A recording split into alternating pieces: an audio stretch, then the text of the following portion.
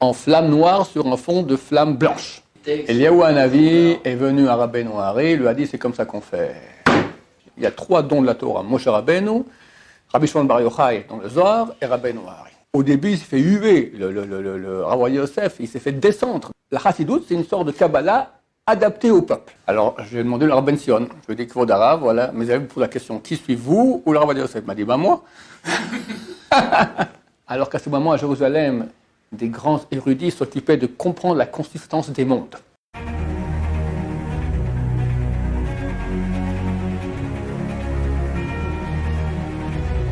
Ce cours est dédié pour l'élévation de l'âme de Makhlouf Ben Jermouma, de mémoire bénie. La question de Zacharie.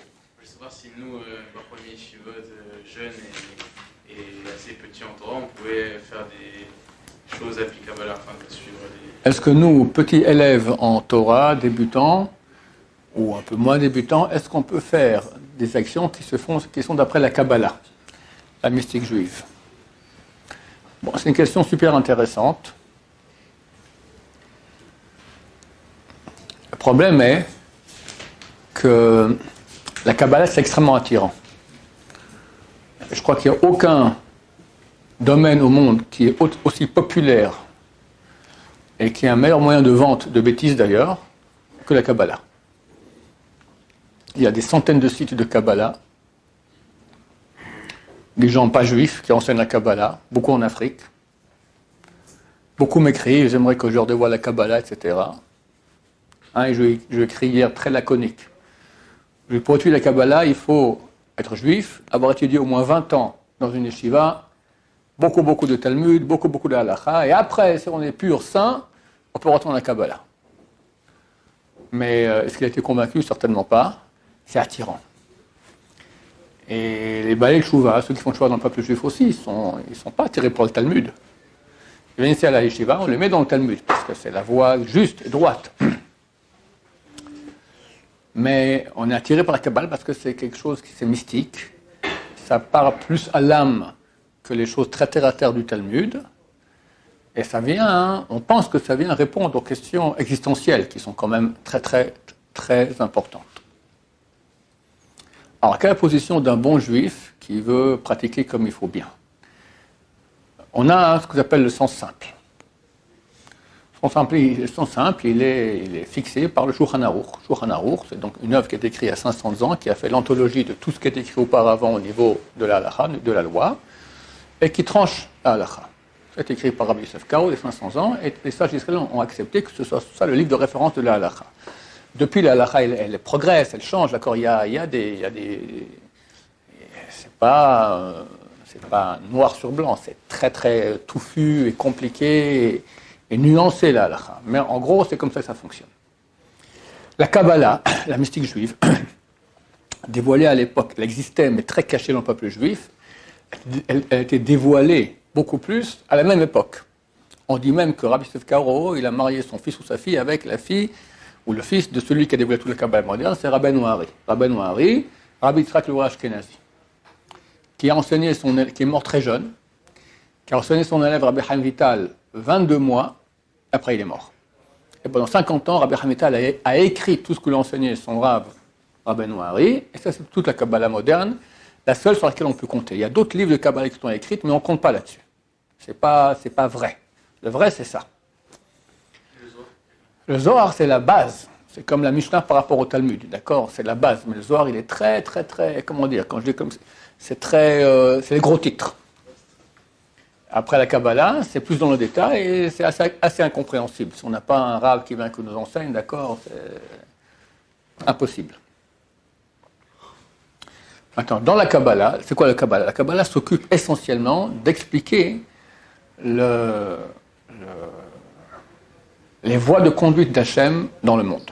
Depuis Hachem, qu'on ne connaît pas, qui n'a même pas de nom, Hachem dans son entité intrinsèque, authentique, d'accord, on ne peut même pas en parler, même pas y penser. C'est comme tu le mets à l'extérieur, tu dis, qu'est-ce que c'est? Tu parles à l'extérieur, il est tout. Mais, pour agir sous terre, il agit au moyen de voies de conduite. Très, un peu plus compliquées. C'est la Kabbalah. D'accord? Quelqu'un avait dit une fois, de façon un peu, je crois que c'était, comment il s'appelait? Béni Lévy. Béni Lévy, qui était un grand philosophe français, le élève de Jean-Paul Sartre, qui a fait tchouva, qui a essayé beaucoup de convaincre BHL, Bernard-Henri Lévy et Finkielkraut aussi de faire tchouva. Ça n'a pas marché. Même une fois, ils étaient ici, ils sont venus à Beit Vagan, et puis Béni Lévy, après on a mangé, il fait la bracha. En BHL lui a dit, arrête, c'est quoi ce petit truc que tu dis avant de manger? D'accord, il était choqué. Comment un grand philosophe comme Béni Lévy s'occupait, il faisait des choses aussi rituelles, aussi mesquines et bêtes que pratiquer la Torah. Béni Lévy est un très très grand philosophe. Alors, il a écrit un livre qui s'appelle Être juif, tout à fait incompréhensible. J'ai un ami qui l'a acheté, après il me l'a donné en cadeau. Et il y a juste un passage super sympa où on peut comprendre ce qu'il veut dire là-bas. Il parle comment lui, il apprenait dans sa jeunesse, il apprenait des dizaines de chapitres par cœur de Marx ou de Platon, alors qu'à ce moment à Jérusalem, des grands érudits s'occupaient de comprendre la consistance des mondes. Il a appris après chez un grand, le plus grand, on peut dire, penseur et peut-être, on peut dire, kabbaliste aussi, du monde ashkénaze, Rav Moshe Shapira, qui est très connu dans le monde des yeshivot. Il avait des cours d'une profondeur extraordinaire, Rav Moshe Shapira Zatzal.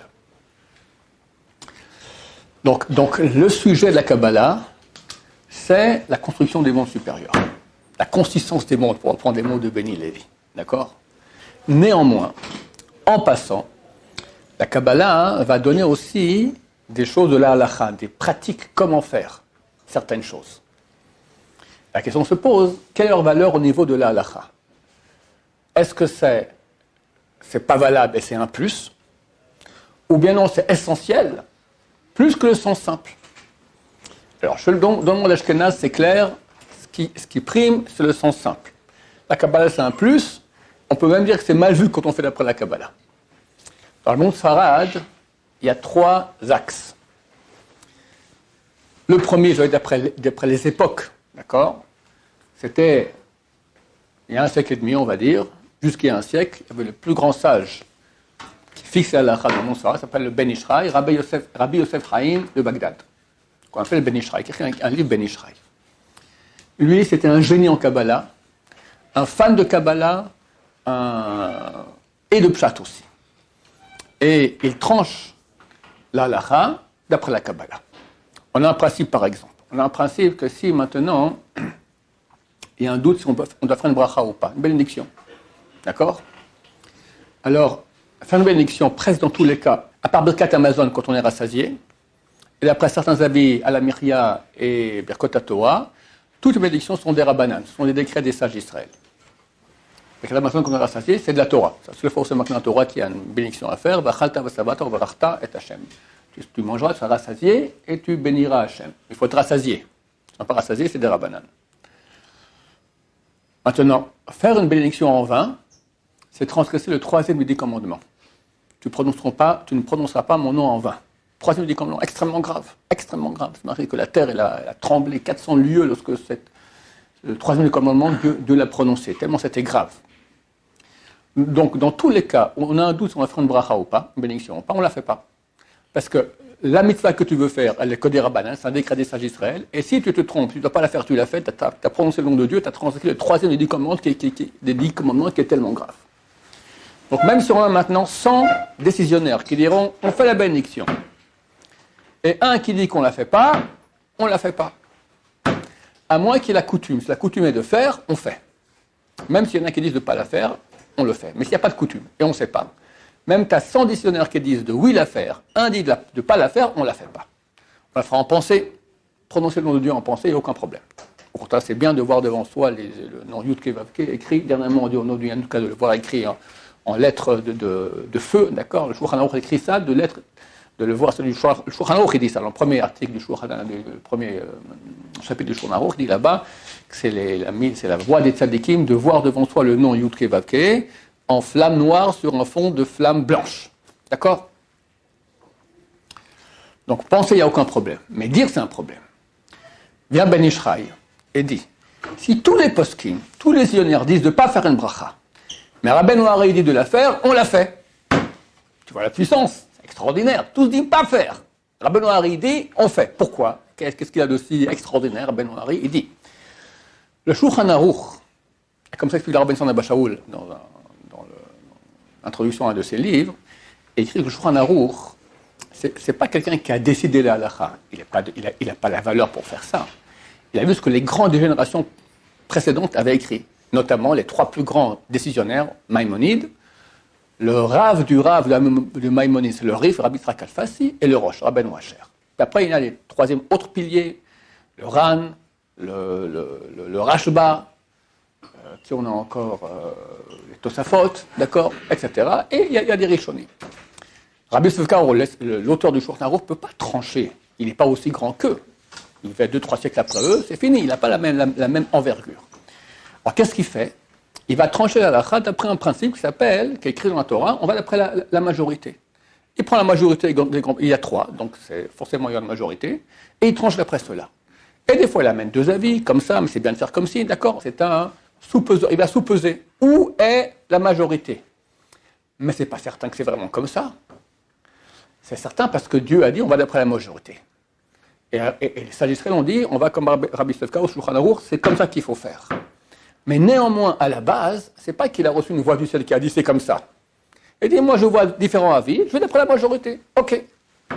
De Rabbi Tzadok Abba Shaul, mais la Kabbalah, Rabbeinu Hari, c'est le Hanavi qui a dévoilé cela à Rabbeinu Hari, le Hanavi. Et le Hanavi d'où il le sait? Du bon Dieu lui-même, d'accord? Donc, si maintenant des rabbins viennent, disent comme ci, comme ça, et le Hanavi vient dire vous avez tort, c'est comme je dis moi, le Hanavi, les autres ne font pas le poids à côté de lui. Sur cela se base le Ben Ishraï pour dire que dans tous les cas, les Sfaradim qui vont d'après le Ben Ishraï, ça il faut décider chacun comme il veut faire, parce qu'il y a d'autres façons de faire, on va en parler tout de suite, on fait d'après la Kabbalah. Mais, il y a aussi ici un danger. On peut commencer à faire des choses qui ne sont pas du tout adaptées à nous-mêmes. C'est pour ça que le Ben Ishraï a écrit un livre qui s'appelle Ben Ishraï, extraordinaire, de halakha, la halakha, comment agir, mais d'après la Kabbalah. Et là-bas, il dit, et c'est un livre qui a été écrit pour le peuple, pas pour les grands érudits, les grands kabbalistes, d'accord? Donc faire ce qu'il y a dans Ben Ishraï, il n'y a aucun problème. Et c'est même conseillé, d'accord? Moi j'aime bien, alors je dis que c'est conseillé, d'accord? Parce que c'est adapté au peuple, c'est adapté à nous. Même un nouvel élève, quelqu'un, il a écrit ça pour le peuple. Il avait dit beaucoup de trucs de Kabbalah, très beau d'ailleurs en passant. Faire comme Ben Ishraï, il n'y a aucun problème du tout. Donc par exemple, prenons un exemple, qui n'est pas courant en France, mais ici dans le monde Sfarad, en Israël, ça se fait beaucoup. La Kabbalah dit que quand on fait Shema Israël le matin, donc on reçoit des parties d'âme extraordinaires, divines en nous, mais pour ça il faut porter les tefilines. Et la Kabbalah dit, si tu veux vraiment recevoir tout bien comme il faut porter les 2 tefilines à la fois, et Rashi et Rabbeinu Tam. Donc on porte 2 tefilines là, 2 tefilines là. Les gens ont une grosse tête, d'accord? Ceux qui ont une petite tête, c'est fichu. Ils ne peuvent pas avoir les 2 tefilines ensemble, parce que forcément ça ne sera pas à la place. Alors ça c'est une chose de Kabbalah. Tu verras que c'est très rare dans le monde ashkénaze, personne ne le fait, celui qui fait ça, il se fait huer, d'accord? Dans le monde étranger, en France, à Londres, en Amérique, je pense qu'il y a très peu de gens qui le font aussi, ça sera très bizarre. Dans le monde sfarad israélien, c'est très courant. 2 tefilines ensemble. Il y en a beaucoup en France aussi, tu me dis? Ok, très bien. Et ce qu'on fait aussi, on porte la kippa sur un pour pas trop, on voit un tefilin, comme ça les gens qui sont pas au courant, ils ne comprennent pas que tu as 2 tefilin. Parce que quand ils sont tout étonnés de voir que tu as 2 tefilin. D'accord? Oui. Et vient d'où justement cette transmission de la Kabbalah? Parce que quand on dit ça, ils sont rapportés sûrement à des textes. Eliyahu Hanavi est venu à Rabbeinu Hari, il lui a dit c'est comme ça qu'on fait. Rabbeinu Hari, il a reçu un flux de connaissances de la Kabbalah immense. On peut dire que c'est Moshe Rabbeinu, d'accord? Il y a 3 dons de la Torah, Moshe Rabbeinu, Rabbi Shimon Bar Yochai dans le Zohar et Rabbeinu Hari. On peut dire que c'est vraiment une étincelle de Moshe Rabbeinu. C'est énorme. C'est phénoménal. C'est aussi en grandeur. C'est pas humain, quoi. Voilà. Comment un être humain a pu savoir tout ça? Et ça, il a enseigné 22 mois. D'accord? Parce qu'il a enseigné encore plus. Alors, énorme. Et en passant, on touche rien que la semelle de la connaissance de la Kabbalah. Le Rabbi Tzadok Abba Shaul, il avait dit tout ce qu'on étudie aujourd'hui dans la Kabbalah, c'est extériorité de l'extériorité. Quand Mashiach viendra, on va rentrer dans intériorité d'extériorité, puis après dans extériorité d'intériorité, à la fin dans intériorité d'intériorité d'Hachem. C'est beau ça? Extraordinaire, Bezrat Hachem. Ça, c'est la voie du Ben Ishraï, et comme ça, tout le monde, Sfarad, en tout cas dans la région orientale, et Baba Salé, c'est tout comme Ben Ishraï, d'accord? Pratiquait. est venu un grand Gaon, un grand génie d'Israël, le Rav Ovadia Yosef, qui tout simplement donne un coup de pied dans la fourmilière, d'accord? Il dit boum, depuis quoi on fait la Kabbalah? C'est qui Rabbeinu arrête tout le Kavod, très bien. T'es un rabbin comme les autres, d'accord? On fait comme Rabbi Yosef Karo, comme le Shulchan Aruch. De quel droit tu viens maintenant, Ben Ishraï, et tu repousses Shulchan Aruch à source de Kabbalah? En aucun cas. Au début, il s'est fait huer, le Rav Ovadia Yosef, il s'est fait descendre, d'accord? Ici, à Jérusalem, c'était le monde, il y a eu la montée d'Irak, la Lia de Irak, c'était en 1951 environ, d'accord? Et le monde religieux était irakien, et leur maître à penser, Ben Ishraï. Le Rav Ovadia Yosef, il a commencé à aller contre cela, mais le pauvre, il s'est fait presque dégommer, d'accord? Terrible, terrible, terrible. Mais il a tenu bon. Et même le Ben Ishraï racontait, il est venu en Rav, il a dit, pourquoi tu vas contre moi? Rav Ovadia Yosef lui répondre, mais qu'est-ce que tu veux? Moi, j'invente des choses, je vais d'après les poskim, d'accord? On a reçu le Shulchan Aruch, on fait d'après le Shulchan Aruch. Le Kabbalah, un plus. Et encore. Et plus le Rav Ovadia Yosef, il a vieilli, plus il allait contre la Kabbalah. Au début, il n'osait pas trop, puis après, encore plus, par exemple. Nous, on sait qu'on a fait Kriyat Shema à la Mita, avant d'aller dormir. D'après la Kabbalah, c'est essentiel de le faire avant minuit, le minuit juif. Après, ça ne sert plus à rien. S'il y a un tikkun qui se fait, la malchut, etc. Et le Rav Ovadia, il a dit, on peut le faire minuit, après même faire la bénédiction. Il y a un bénédiction Baruch Hamapil. Pour Ben Ishraï, c'est une bénédiction en vain. Après minuit, tu peux pas faire cette bracha. D'après la Kabbalah, dès le minuit juif, tu peux dire Birkot HaShachar, la bénédiction du matin. Qu'est-ce que tu fais maintenant, la bénédiction de la nuit avant d'aller dormir? Ça ne marche pas. Mais le Rav Ovadia Yosef, c'est un génie d'Israël, il a dit c'est comme ça. Et dès lors, donc, il y a deux voies très contraires. Alors, d'après, il y a beaucoup de choses aussi que le Rav Ovadia Yosef ne peut pas aller contre la Kabbalah. Il y a des choses qui sont rentrées dans la Torah du peuple Israël entier. Par exemple, le matin, on se met debout, quand on dit Vaïvarech David dans la prière, on se met debout. Pourquoi debout? Le Magan Avraham, qui est le principal commentateur du Shulchan Aruch, il dit, on se met debout, on pense Ata, Hu, Hashem, Haelokim, pense le nom Eke, un des noms de Dieu, et après on s'assied. D'accord? On ne peut faire tout ça. Il dit Kavanot. La source vient du livre. C'est quoi Kavanot? Char Kavanot. Il y a 8 portails dans la Kabbalah, 8 livres qui sont écrits par Rabbi Vital. Un s'appelle le portail des intentions kabbalistiques. Donc on voit que c'est rentré dans le peuple. Aujourd'hui, tout le monde se met debout à vers David, c'est le Kabbalah. C'est rentré, ça, il n'y a pas de problème. On ne peut pas aller contre ça, le Rav Ovadia Yosef, c'est clair. Mais tout ce qui est un peu plus Kabbalah, que le Ben Ishraï prônait, lui, il dit non. Et comme ça, il y a beaucoup, beaucoup de cas. Maintenant, chacun va choisir, d'après le Rav, d'après lequel il veut aller, et va le suivre, et il n'y a aucun problème. Tant que ce n'est pas pire que Ben Ishraï. Il y a des fois des choses, par exemple, il y a quelqu'un qui a édité dernièrement un sidour avec des tas de kabbanot, d'intentions kabbalistiques. On a offert à Yeshiva. J'ai pris ces livres-là, je les ai mis à la Gnida. C'est quoi ces trucs-là? Pour ça que machin commence à penser comme des kabbalistes, jamais de la vie, on a Ben Ishraï, pas plus. Pas plus. Après, tu deviens un fou. Un fou, d'accord? C'est pas conseillé. Un autre exemple très symptomatique. Après la Kabbalah, c'est super important d'aller au mikvé tous les jours, si possible. Le Rav Ovadia Yosef, le Rav Ben Shalom Bachou, il a dit, il n'y a aucune mitzvah qui peut purifier autant que le mikvé. Mais ce n'est pas obligatoire, le mikvé. C'est une khumra, c'est une mesure de piété. Les chassidim, dans le monde ashkénaze, tu as deux mondes. Le monde qu'on appelle les litaïm, les lituaniens, et les chassidim. Les lituaniens, c'est sans saint, pas de Kabbalah. Puis une fois qu'ils rentrent, comme Rav Moshe Shapira, dont le Rav Moshe Shapira, que je citais auparavant, d'accord, le Rav de Beni Levi, d'accord, déjà à l'âge de 18 ans, il a fait une chasse. Étudié Havruta Ponovitch avec le Rav Dessler. C'est un gaon, d'accord. Alors après, il est rentré dans la Kabbalah. Alors une fois qu'ils sont dans le monde lituanien, ils n'en parlent pas, mais une fois qu'ils sont dans la Kabbalah, ils deviennent énormes en Kabbalah aussi. La Chassidoute, elle a pris les notions de Kabbalah, elle l'a donné au peuple. Un peu comme fait le Ben Ishraï. La Chassidoute, c'est une sorte de Kabbalah adaptée au peuple, avec beaucoup de notions kabbalistiques, mais adaptée au peuple. Et eux, tout ce qui est Kabbalah, c'est sacro-saint. Donc, par exemple, c'est écrit que c'est bien d'aller au mikvé, tous les chassidim le matin, ils vont au mikvé. Ça n'existe pas un chassid qui va pas au mikvé. Un litaï, aller au mikvé, jamais de la vie. Moi, tous mes gendres sont saad, mais ils ont été éduqués dans le monde litaï. Mais jamais de la vie, le mikvé. Jamais.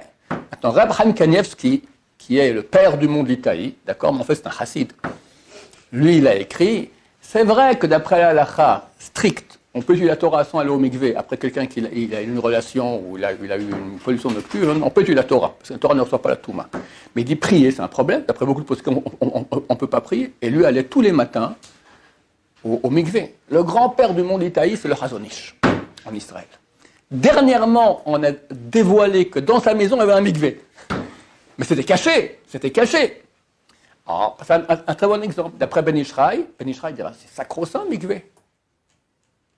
Ben Ishraï dit que Shabbat matin, c'est évident, si on a une relation avec sa femme, il faut aller au mikvé, mais même, sinon, il faut aller au mikvé aussi Shabbat matin. Pourquoi? Il dit, beaucoup de gens vont au mikvé le vendredi après-midi, parce que c'est pour se préparer à la sainteté qu'il y aura le vendredi soir. Alors on enlève comme ça, quand on pense enlever les habits de Chol, de profane, on reçoit les habits de sainteté de Shabbat. Donc on va au mikvé la veille de Shabbat. Tout le monde va au mikvé la veille de Shabbat, enfin tous les gens normaux, même les Litaïs, les Lituaniens, d'accord? Le Ben Ishra écrit, aller au mikvé le samedi matin, c'est plus important que le vendredi après-midi. Parce que la différence de sainteté qu'il y a entre vendredi après-midi et Shabbat, elle est plus petite que la différence qu'il y a entre Shabbat soir et Shabbat matin. Donc il faut retremper au mikvé de nouveau. Beaucoup moins de gens vont là-bas. Ça c'est super appli Kabbalah. Mais dans le monde chassidi, tout le monde y va. Et les Sfaradim qui suivent la Kabbalah, qui suivent Ben Ishra, ils y vont aussi. D'accord, c'est évident. Le Rabbi Salman Shaul, lui, il a une voix qui est médiane entre les deux. Lui dit comme ça, le Ben Ishraï, même une déduction des paroles de Rabbeinu Hari, c'est Kadosh, Kadosh, Kadosh, on ne bouge pas de cela, ça devient Halakha. Le Rabbi Salman Shaul dit non. Ce qui est écrit clairement, alors on écoute la Kabbalah parce que ça vient de Yohan Navi. Ce qui est une déduction, c'est pas obligatoire. Donc il est un peu moins virulent dans l'obéissance à la Kabbalah que le Ben Ishraï, mais il n'est évidemment pas d'accord avec le Rav Yosef non plus. Donc tu as trois voies qui existent, chacun fera comme il veut, bientôt Vénam Mashiach nous dira comment il faut faire. L'essentiel, c'est que très souvent les gens, surtout les Baal Tshuva, ils vont mettre l'accent sur des trucs de Kabbalah aux dépens du sens simple. Et ça, c'est certain que c'est faux. Même le Ben Ishraï, tout le monde te dira, très bien, il faut faire Kabbalah, tout ça, mais pas à la place du sens simple. Et des fois, les gens font des trucs tordus. Ça s'appelle, quand les gens ont écouté la Kabbalah, ils n'ont pas été formés, ils ne sont pas construits, on appelle ça l'erreur, un fou, d'accord? Il va mettre l'essentiel sur les choses accessoires et l'accessoire sur les choses essentielles. Et ça, c'est très, très mauvais et très, très dangereux. Des fois, pour des bêtises de Kabbalah, il va, je ne sais pas moi, par exemple, Kibboud Aveh, honorer son père et sa mère. Est-ce qu'il y a une mitzvah plus grave que ça? Je ne crois pas. C'est la seule mitzvah qu'il y a entre l'homme et son prochain qui est écrite dans la table des lois entre l'homme et Dieu. Parce que nos parents sont comparés à Dieu. Qui t'a créé? Ton papa, ta maman et Dieu. Bah, ton papa et ta maman, ils ont pris 2/3 de la création, c'est quand même pas mal. Ils sont comparés à Dieu. Et quelqu'un, pour une khumra, une mesure de piété de Kabbalah, il va aller chez les parents et il va faire un truc, il ne sera pas d'accord avec eux, il va les embêter, qu'est-ce que j'en sais? Mais t'es fou. C'est fou, c'est idiot, d'accord? C'est tordu. Même Rabbeinu Hari, t'aurais crié dessus. D'accord? Qu'est-ce que tu nous embêtes tes parents avec des trucs de Kabbalah? Allez, zip, dégage. Ce qui est important, c'est les parents honorés, aller dans leur sens, pas faire des interdits, mais si on peut beaucoup alléger la loi et faire le sens simple le plus cool qu'il puisse y avoir pour les parents, on le fait. Voilà, savoir être... C'est pour ça que c'est important d'aller voir un rav qui te dira quoi oui, quoi non, qu'est-ce qui se fait, qu'est-ce qui ne se fait pas. Des questions là-dessus? Okay. Oui. Des fois, on dit de Ravadia qui est sur Ben Ishraï, des fois, Ben Ishraï, en fait, il nous attire plus à la Rav. Ouais. Alors, est-ce que c'est par les Chinois quand on fait un des deux, ou est-ce qu'il faut suivre qu'un seul? Alors, tu dis maintenant, moi, je ne sais pas quoi faire. Je ne sais pas si c'est le Rav Yosef ou le Ben Ishraï. On a parlé dernièrement, je vais répéter ce qu'il fait. Il y a plusieurs solutions. Et en passant, la question elle a été posée il y a 35 ans, je crois. Quand je vous relais chez on m'a demandé qu'est-ce qu'on fait? Est-ce qu'on suit le Rav Ben Sion ou le Rav Yosef? C'est vraiment très bons amis, mais ils ne sont presque jamais d'accord entre eux. Alors, je lui ai demandé le Rav Ben Sion. Je lui ai dit qu'il faut d'Arabe, voilà. Mais il me pose la question, qui suivez-vous ou le Rav Yosef? Il m'a dit, moi. Non, mais il demande quand même. Alors, il m'a dit comme ça. Alors, ils suivent qui ils veulent. D'accord? Quelqu'un dont le nom est sorti, que c'est un grand possèque, on peut le suivre sans aucun problème. Voilà, même si les autres ne sont pas d'accord, on a sur qui compter dans le ciel, tu es intouchable. Ça, c'est une solution. Deuxième solution. Si le sujet sur lequel à propos de lequel tu as une question, si c'est une question d'Eoraita, c'est écrit dans la Torah, on a en principe, ça fait que d'Eoraita le Khumra. Quand on a un doute à propos d'une loi de la Torah, on prend l'avis sévère. Et quand c'est des Rabbanan, tu peux prendre l'avis qui est plus laxiste. Donc, si tu as un doute entre les deux, et tu n'as pas fixé un rabbin pour tout, Tu ne sais pas comment faire. Alors tu regardes dans la halakha. Si la question que tu te poses, c'est de Horaïta, il faut prendre l'avis qui est plus sévère. Si c'est l'avis, une question de Rabbanan, alors tu peux prendre l'axis, ça aussi, il n'y a aucun problème à faire. La façon que moi je recommande aux jeunes gens qui viennent ici à l'Yeshiva, c'est la troisième façon de faire, qui est aussi tout à fait bonne. Vous allez dire, en gros, moi je suis le Rav Ovadia Yosef, qui est beaucoup plus laxiste. Comme ça, tu n'as pas de problème. Maintenant, le Rav Yosef est laxiste, mais il ne t'ordonne pas d'être laxiste. Il te permet d'être aussi mahmir. Quelqu'un, il veut être mahmir après la Kabbalah, et le Rav Ovadia ne peut pas lui dire non. D'accord? C'est permis, je ne t'oblige pas, mais tu peux, si tu veux, c'est bon, si ça reste normal, bien sûr. Hein? Non, lui dit, Ben Ishraï a fixé la barre haute d'après Kabbalah. Rav Yosef dit non, tu n'es pas obligé, on peut mettre beaucoup plus bas d'après Shulchan Aruch, et c'est valable aussi. Donc, si tu veux faire plus haut, je ne vais pas t'empêcher. C'est pas interdit de faire mieux. C'est interdit de faire moins bien. Alors, Rav Yosef dit on peut faire moins bien quand c'est Shulchan Aruch. Tu veux faire plus, tu peux. Je ne t'ai pas interdit de faire une chose pareille. D'accord? Donc, dis que toi, tu suis le Rav Yosef, et tu te permets de faire, quand tu veux, des choses qui sont plus sévères, des avis du Ben Ishra, du Rabbi Sambachou, ou d'autres poskim, d'autres décisionnaires qui sont plus sévères que le Rav Yosef. Et dans ce cas-là, tu n'as aucun problème. D'abord, être, comme tu dis, faire ce qui est normal, bien comme il faut. Mais je pense faire Ben Ishraï, quelqu'un qui veut, même quand il fait tchouva, il faut comprendre qu'il y a 30-40 ans, ça n'existait pas le Rav Yosef. Tout le monde faisait Ben Ishraï, ça n'existait pas. D'accord? Tu vas dans la synagogue, ils font la halakha après la prière. Dans beaucoup de synagogues sfarades, ils font la coutume qui était pendant un siècle au moins, à la fin de la prière, on disait Ben Ishraï. En gros, je prie moi le matin, c'est Ben Ishraï. Marocain? Pas marocain, non. Les Marocains, ils font comme les Marocains, mais je ne sais pas comment ils font au Maroc, mais le Baba Salé, c'est Ben Ishraï. À part les endroits où ils ont reçu une Kabbalah différente de Rabbi Yaakov Abu Hassera, tu vois, j'ai des livres de halakha de Baba Salé, c'est Ben Ishraï. Parce que, vous voyez, c'est Kabbalah. Baba Salé, c'est complètement Kabbalah. Baruch Adonai, l'olam amen v'amen.